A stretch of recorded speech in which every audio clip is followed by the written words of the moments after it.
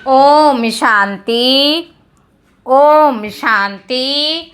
आज 11 अगस्त 2025 आज की साकार मुरली के अनमोल मधुर महावाक्य सुनेंगे। मीठे मीठे बाबा के मीठे बच्चे, तुम्हें पढ़ाई से अपनी कर्मातीत अवस्था बनानी है। तुम्हें पढ़ाई से अपनी कर्मातीत अवस्था बनानी है, साथ साथ पतित से पावन बनाने का रास्ता भी बताना है। रूहानी सर्विस करनी है। तुम्हें पढ़ाई से अपनी कर्मातीत अवस्था बनानी है, साथ साथ पतित से पावन बनाने का रास्ता भी बताना है। रूहानी सर्विस करनी है। प्रश्न है, कौन सा मंत्र याद रखो तो पाप कर्मों से बच जाएंगे? उत्तर है, बाप ने मंत्र दिया है, hear no evil, see no evil. यही मंत्र याद रखो। तुम्हें अपने कर्मेंद्रियों से कोई पाप नहीं करना है। कलयुग में सबसे पाप कर्म ही होते हैं, इसलिए बाबा यह युक्ति बताते हैं। पवित्रता का गुण धारण करो, यही नंबर 1 गुण है। ओम शांति। बच्चे किसके सामने बैठे हैं? बाबा कहते, बच्चे किसके सामने बैठे हैं? बुद्धि में जरूर चलता होगा कि हम पतित पावन सर्व के सदगति दाता अपने बेहद के बाप के सामने बैठे हैं। भल ब्रह्मा के तन में है तो भी याद उनको करना है। भल ब्रह्मा के तन में है तो भी उनको याद करना है। मनुष्य कोई सर्व की सदगति नहीं कर सकता। मनुष्य को पतित पावन नहीं कहा जाता। बच्चों को अपने को आत्मा समझना पड़े। हम सब आत्माओं का बाप वह है। वह बाप हमको स्वर्ग का मालिक बना रहे हैं। यह बच्चों को जानना चाहिए और फिर खुशी भी होनी चाहिए। ये भी बच्चे जानते हैं, हम नरकवासी से स्वर्गवासी बन रहे हैं। बाबा कहते, बहुत सहज रास्ता मिल रहा है, सिर्फ याद करना है और अपने में देवी गुण धारण करने हैं, अपनी जांच रखनी है। बाबा कहते, नारद का मिसाल भी है। यह सब दृष्टांत ज्ञान के सागर बाप ने ही दिए हैं। नारद का मिसाल भी है। ये सब दृष्टांत ज्ञान के सागर बाप ने ही दिए हैं। जो भी सन्यासी आदि दृष्टांत देते हैं वह सब बाप के दिए हुए हैं। भक्ति मार्ग में सिर्फ गाते रहते हैं। कछुए का, सर्प का, भ्रमरी का दृष्टांत देंगे। कछुए का, सर्प का, भ्रमरी का दृष्टांत देंगे, परंतु खुद कुछ भी नहीं कर सकते। बाप के दिए हुए दृष्टांत भक्ति मार्ग में फिर रिपीट करते हैं। भक्ति मार्ग में है ही पास्ट का। इस समय जो प्रैक्टिकल होता है उसका फिर गायन होता है। भल देवताओं का जन्मदिन अथवा भगवान का जन्मदिन मनाते हैं। देवताओं का जन्मदिन अथवा भगवान का जन्मदिन मनाते हैं, परंतु जानते कुछ भी नहीं। बाबा कहते, अभी तुम समझते जाते हो, बाप से शिक्षा लेकर पतित से पावन भी बनते हो। बाबा कहते, अभी तुम समझते जाते हो, बाप से शिक्षा लेकर पतित से पावन भी बनते हो और पतितों को पावन बनने का रास्ता भी बताते हो। यह है तुम्हारी मुख्य रूहानी सर्विस। पहले पहले कोई को भी आत्मा का ज्ञान देना। तुम आत्मा हो, आत्मा का भी किसी को पता नहीं। आत्मा तो अविनाशी है। जब समय होता है आत्मा शरीर में आकर प्रवेश करती है तो अपने को घड़ी घड़ी आत्मा समझना है। हम आत्माओं का बाप परम पिता परमात्मा है, परम टीचर भी है। यह भी हर दम बच्चों को याद रहना चाहिए। बाबा कहते ये भूलना नहीं चाहिए, तुम जानते हो अब वापिस घर जाना है। विनाश सामने खड़ा है। सतयुग में देवी परिवार बहुत छोटा होता है। कलयुग में तो कितने ढेर मनुष्य हैं, अनेक धर्म, अनेक मतें हैं।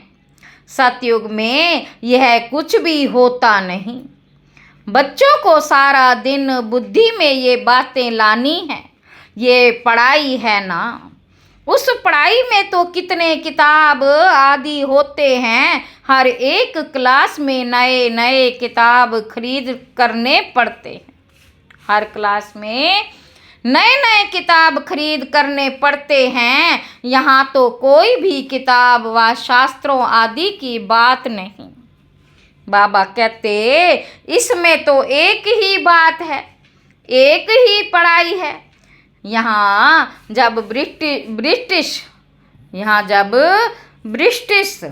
गवर्नमेंट थी, राजाओं का राज्य था, तो स्टैंप में भी राजा रानी के सिवाय और कोई का फोटो नहीं डालते थे। स्टैंप में भी राजा रानी के सिवाय और कोई का फोटो नहीं डालते थे। आजकल तो देखो भक्त आदि जो भी होकर गए हैं उनकी भी स्टैंप बनाते रहते हैं। इन लक्ष्मी नारायण का राज्य होगा तो चित्र भी एक ही महाराजा महारानी का होगा।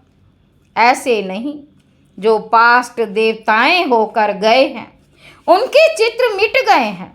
नहीं, पुराने देवताओं का चित्र बहुत दिल से लेते हैं, क्योंकि शिव बाबा के बाद नेक्स्ट है देवताएं।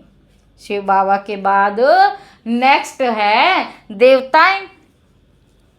बाबा कहते ये सब बातें तुम बच्चे धारण कर रहे हो औरों को रास्ता बताने, यह है ही बिल्कुल नई पढ़ाई। तुमने ही ये सुनी थी और पद पाया था, और कोई नहीं जानते तुमको राजयोग परम पिता परमात्मा सिखला रहे हैं।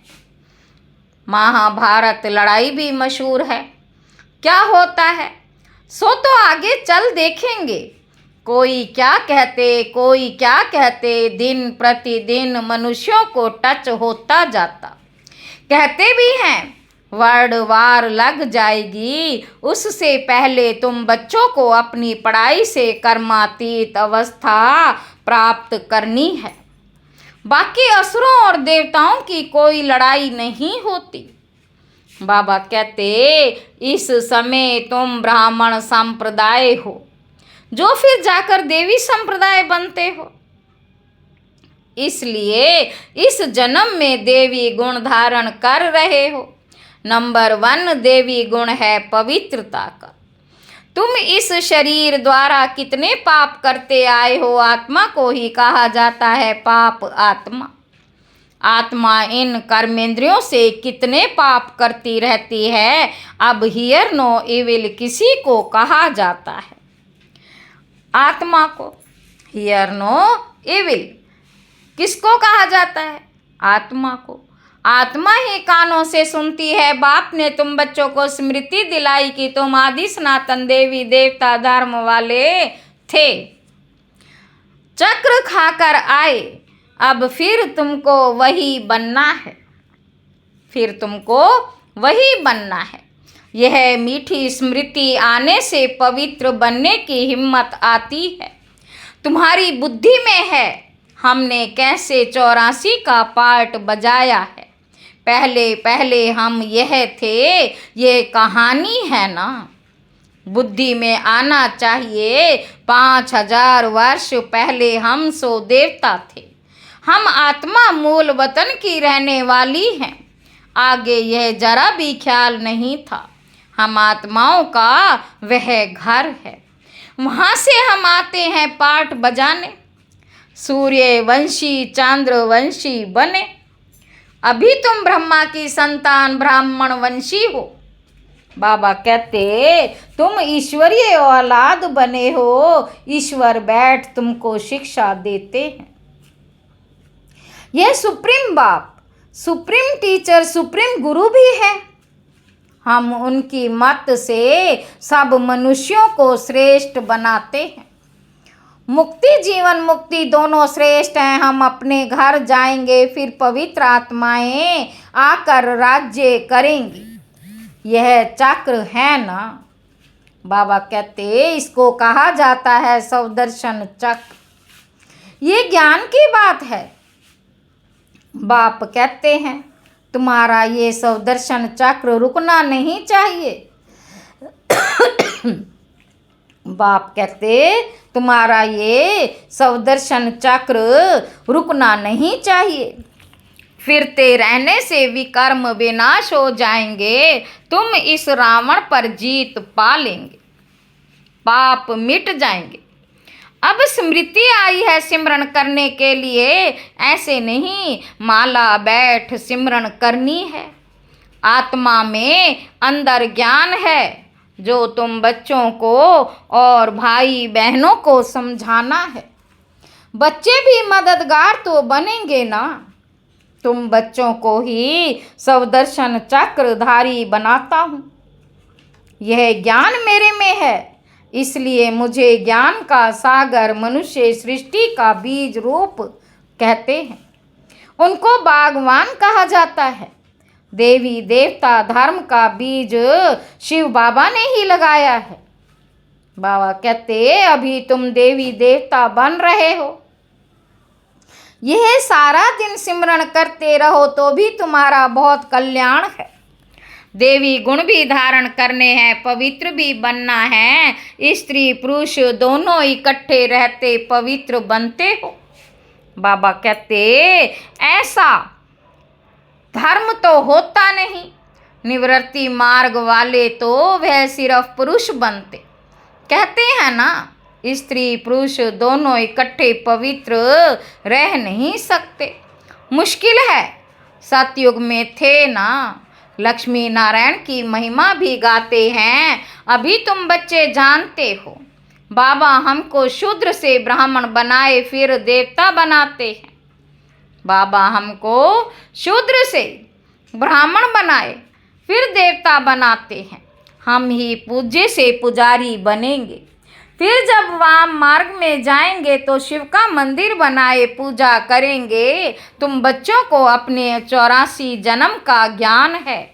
बाप ही कहते हैं तुम अपने जन्मों को नहीं जानते हो। मैं बताता हूँ, ऐसे और कोई मनुष्य कह ना सके। बाबा कहते तुमको अब बाप सौदर्शन चक्रधारी बनाते हैं। तुम आत्मा पवित्र बन रही हो, शरीर तो यहाँ पवित्र बन ना सके। आत्मा पवित्र बन जाती है तो फिर अपवित्र शरीर को छोड़ना पड़ता है। अपवित्र शरीर को छोड़ना पड़ता है। सब आत्माओं को पवित्र होकर जाना है। पवित्र दुनिया अब स्थापन हो रही है। बाकी सब स्वीट होम में चले जाएंगे। यह याद रखना चाहिए। बाप की याद के साथ साथ घर की भी याद जरूर चाहिए, क्योंकि अब वापस घर जाना है। घर में ही बाप को याद करना है। घर में ही बाप को याद करना है। भले तुम जानते हो बाबा इस तन में आकर हमको सुना रहे हैं, परंतु बुद्धि परम धाम स्वीट होम से टूटनी नहीं चाहिए। टीचर घर छोड़कर आते हैं, तुमको पढ़ाने पढ़ाकर फिर बहुत दूर चले जाते हैं। सेकंड में कहाँ भी जा सकते हैं। आत्मा कितनी छोटी बिंदी है। वंडर खाना चाहिए। बाप ने आत्मा का भी ज्ञान दिया है, ये भी तुम जानते हो। स्वर्ग में कोई गंदी चीज होती नहीं। बाबा कहते ये भी तुम जानते हो। स्वर्ग में कोई गंदी चीज होती नहीं जिसमें हाथ पांव अथवा कपड़े आदि मैले हों। देवताओं की कैसी सुंदर पहरवाइश है। कितने फर्स्ट क्लास कपड़े होंगे। धोने की भी दरकार नहीं। इनको देखकर कितनी खुशी होनी चाहिए, आत्मा जानती है। बाबा कहते भविष्य 21 जन्म हम यह बनेंगे, बस देखते रहना चाहिए। ये चित्र सबके पास होना चाहिए, इसमें बड़ी खुशी चाहिए। हमको बाबा यह बनाते, ऐसे बाबा के हम बच्चे फिर रोते क्यों हैं? हमको कोई फिक्र थोड़े ही होना चाहिए। देवताओं के मंदिर में जाकर महिमा गाते हैं, सर्वगुण संपन्न अच्युतम केशवम, कितने नाम बोलते जाते हैं। ये सब शास्त्रों में लिखा हुआ है, जो याद करते हैं। शास्त्रों में किसने लिखा? बाबा पूछ रहे। व्यास ने, या कोई नए नए भी बनाते रहते हैं ग्रंथ? आगे बहुत छोटा था, हाथ से लिखा हुआ, अभी तो कितना बड़ा बना दिया, जरूर एडिशन किया होगा। अब गुरु नानक तो आते ही हैं धर्म की स्थापना करने। ज्ञान देने वाला तो एक ही है, क्राइस्ट भी आते हैं सिर्फ धर्म की स्थापना करने के लिए। जब सब आ जाते हैं फिर तो वापस जाएंगे। घर भेजने वाला कौन? क्या क्राइस्ट? नहीं, वह तो भिन्न रूप में तमो प्रधान अवस्था में है। रजो सतो तमो में आते हैं ना। इस समय सब तमो प्रधान है, सबकी जड़ जड़ी भूत अवस्था है ना। पुनर्जन्म लेते लेते इस समय सब धर्म वाले आकर तमो प्रधान बने हैं। पुनर्जन्म लेते लेते इस समय सब धर्म वाले आकर तमो प्रधान बने हैं। अब सबको वापस जाना है जरूर। फिर से चक्र फिराना चाहिए, फिर से चक्र फिरना चाहिए। पहले नया धर्म चाहिए जो सतयुग में था। बाप या कर आदि सनातन देवी देवता धर्म की स्थापना करते हैं, फिर विनाश भी होना है। स्थापना विनाश फिर पालना, स्थापना विनाश फिर पालना। सतयुग में एक ही धर्म होगा, यह स्मृति आती है ना। सारा चक्र स्मृति में लाना है। अभी हम 84 का चक्र पूरा कर वापिस घर जाएंगे। तुम बोलते चलते सवदर्शन चक्रधारी हो, वह फिर कहते कृष्ण को सवदर्शन चक्रधारी था। कृष्ण को सवदर्शन चक्र था, उनसे सबको मारा। अक्कासुर बक्कासुर आदि के चित्र दिखाए, परंतु ऐसी कोई बात है ही नहीं। बाबा कहते तुम बच्चों को अभी सवदर्शन चक्रधारी बनकर रहना है, क्योंकि सवदर्शन चक्र से तुम्हारे पाप कटते हैं, आसुरीपन खत्म होता है। देवताओं और असुरों की लड़ाई तो हो ना सके। असुर है कलयुग में, देवताएं हैं सतयुग में, बीच में है संगम युग। शास्त्र हैं ही भक्ति मार्ग के, ज्ञान का नाम निशान नहीं। ज्ञान सागर एक ही बाप है सबके लिए, सिवाय बाप के कोई भी आत्मा पवित्र बन वापस जा नहीं सकती। पार्ट जरूर बजाना है।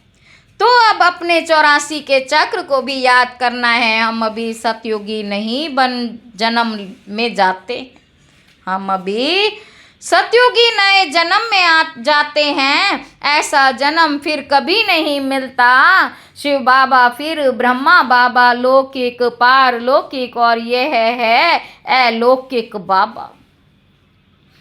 इस समय की ही बात है, इनको अलौकिक कहा जाता है। तुम बच्चे उस शिव बाबा को सिमरण करते हो, ब्रह्मा को नहीं। भल ब्रह्मा के मंदिर में जाकर पूजा करते हैं, वे भी तब पूजते हैं। ब्रह्मा के मंदिर में जाकर पूजा करते हैं, वह भी तब पूजते हैं जब सूक्ष्म वतन में संपूर्ण अव्यक्त मूर्त है। यह शरीरधारी पूजा के लायक नहीं, यह तो मनुष्य है ना। बाबा कहते मनुष्य की पूजा नहीं होती। ब्रह्मा को दाढ़ी दिखाते हैं तो मालूम पड़े यह यहाँ का है। देवताओं को दाढ़ी होती नहीं, देवताओं को गाड़ी होती ही नहीं। ये सब बातें बच्चों को समझा दी हैं। तुम्हारा नाम बाला है, इसलिए तुम्हारा मंदिर भी बना हुआ है। सोमनाथ का मंदिर कितना ऊंचते ऊंच है। सोमरस पिलाया फिर क्या हुआ। फिर यहाँ भी दिलवाड़ा मंदिर देखो, मंदिर हूबहू यादगार बना हुआ है। नीचे तुम तपस्या कर रहे हो, ऊपर में है स्वर्ग। मनुष्य समझते हैं स्वर्ग कहाँ ऊपर में है। मंदिर में भी नीचे स्वर्ग कैसे बनाए। मंदिर में नीचे स्वर्ग कैसे बनाए। तो ऊपर छत में बना दिया है। बनाने वाले कोई समझते नहीं।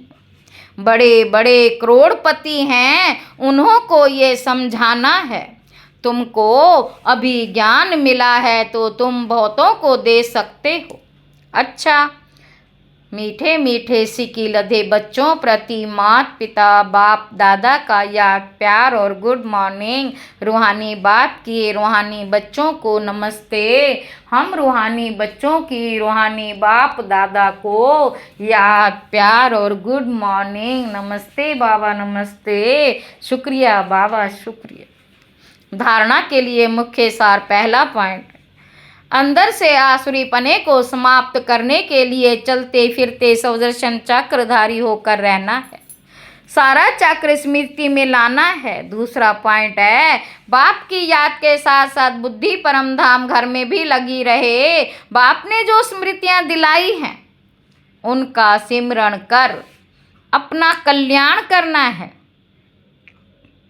वरदान है, सर्व गुण संपन्न बनने के साथ साथ किसी एक विशेषता में विशेष प्रभावशाली भव।